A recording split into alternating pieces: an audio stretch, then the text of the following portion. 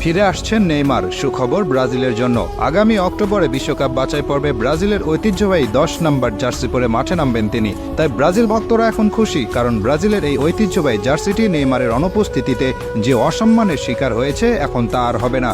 আগামী অক্টোবরে শক্তিশালী দল চিলির বিপক্ষে খেলবে ব্রাজিল। বিশ্বকাপ বাছাই পর্বে ব্রাজিলের অবস্থা এখন খুব ভালো নয়, আছে 6 নম্বরে। পৃথিবীর ইতিহাসে একমাত্র দল ব্রাজিল যারা সবগুলো বিশ্বকাপের আসরে খেলেছে। বাকি যত দল আছে, আর্জেন্টিনা, স্পেন, জার্মানি, যাদের কথাই বলুন না কেন, তারা সবাই একবার না একবার হলেও বাছাই পর্ব থেকে বাদ পড়ে মূল বিশ্বকাপ খেলার যোগ্যতা হারিয়েছিল। কিন্তু ব্রাজিলই একমাত্র দল যাদের কোনোদিন এমন কিছু দেখতে হয়নি। কিন্তু এবার শঙ্কা জেগেছে বিশ্বকাপ বাছাই পর্ব থেকে বাদ পড়ার। আর তাই এমন সময়ে দলের প্রাণভোমরা নেইমারের দলে ফেরার এমন ঘোষণা আশা জাগিয়েছে ব্রাজিল ভক্তদের মনে, কারণ নেইমার কি জিনিস সেটা সকলেই জানে। নেইমার এমন একজন খেলোয়াড় যিনি একাই পারেন একটা ম্যাচ জিতিয়ে নিয়ে আসতে।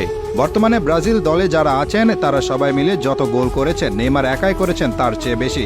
নেইমার 127 ম্যাচ খেলেছেন ব্রাজিলের হয়ে, সেখানে গোল করেছেন 79টি আর অ্যাসিস্ট করেছেন 59টি। আর এই হলুদ জার্সি এবং ব্রাজিল দলের জন্য নেইমারের যে পরিমাণ ভালোবাসা আছে তা আর কারো নেই। কতটা ভালোবাসা থাকলে ইনজুরিতে থেকেও নেইমার দলকে সমর্থন দিতে সাধারণ দর্শক হিসেবে সুদূর সৌদি আরব থেকে চলে এসেছেন আমেরিকাতে। শুধু ব্রাজিল দলে কেন, সারা বিশ্বে এমন নজির খুব একটা দেখা যায় না।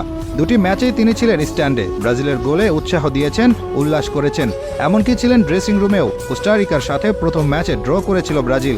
সেদিন গ্যালারি থেকে ব্রাজিল অধিনায়ক দানিলোকে ধ্বনি দিচ্ছিলেন দর্শকেরা।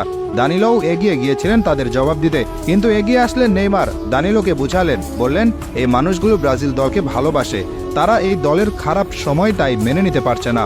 বুঝিয়ে শুনিয়ে নেইমার দানিলোকে নিয়ে গেলেন ড্রেসিং রুমের দিকে, দায়িত্ব পালন করলেন বড় ভাইয়ের।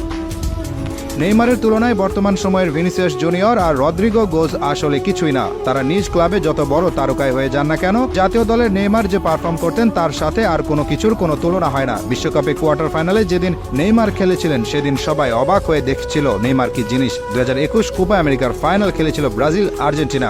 ব্রাজিল সেদিন হেরে গিয়েছিল আর্জেন্টিনার কাছে, কিন্তু হেরে গেলেও আর্জেন্টিনা একাধিক খেলোয়াড় এটা স্বীকার করেছিলেন যে সেদিন মাঠে সবচেয়ে ভালো খেলোয়াড় ছিলেন নেইমার। ডিপল তো বলেই দিয়েছেন তার জীবনে তিনি নেইমারের চেয়ে ভালো খেলোয়াড় দেখেনি। নেইমারকে আটকাতে গিয়ে তার যে কষ্ট হয়েছে সেই কষ্ট তাকে আর কেউ দিতে পারেনি, এই কথা স্বীকার করেছেন আর্জেন্টিনার আরেক ডিফেন্ডার রোমেরো।